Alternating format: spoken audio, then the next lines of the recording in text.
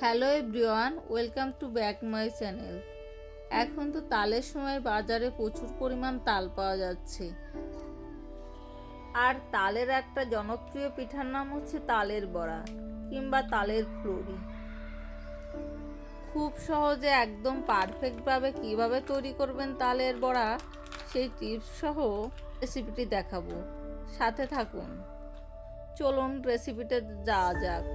নারকেল ভেঙে আমি কুড়িয়ে নিয়েছি। এবার তালটা ভালো করে ধুয়ে তালের ভিতর থেকে রস বের করে নিতে হবে। এদিকে আমার ছেলে তালের টুপ করে বসে আছে। ওকে দেখে ছোটবেলার কথা মনে পড়ে গেল। কে কে এভাবে ছোটবেলায় তালের টুপি পড়তেন কমেন্ট করে জানিয়েন। এবার গ্রেটারের সাহায্যে আমি তালের পাল্পগুলো বের করে নিলাম। এভাবে খুব তাড়াতাড়ি হয় এবং ঘন একটা তালের রস পাওয়া যায়। এবার দিয়ে দিলাম চালের গুঁড়ো, নারকেল কোড়া, গুঁড়ো দুধ আর চিনি। ভালো করে এবার মেখে নেওয়ার পালা। যত সুন্দর করে মাখতে পারবেন তত বড়া টেস্ট বেড়ে যাবে। মেখে নিয়ে আধা ঘন্টার জন্য রেস্টে রেখে দেবেন। এতে করে বড়া খুব মুচমুচে হয়।